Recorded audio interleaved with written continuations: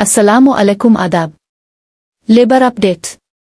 कराची, नामा निगार Abdul Waheed Khan. People's labour bureau Karachi division का नुमाइंदा इजलास मेहनतकशों के आलमी दिन पर जलसा की तैयारी और मोबिलाइजेशन के लिए पीपल्स सेक्रेटरीट में मुनक्किद एवा। इजलास का एजेंडा। मेहनतकशों के आलमी दिन पर मोरखा 30 अप्रैल को दोपहर 4 बजे आर्ट्स काउंसिल में जलसा मजदूर की तैयारी और मोबिलाइजेशन।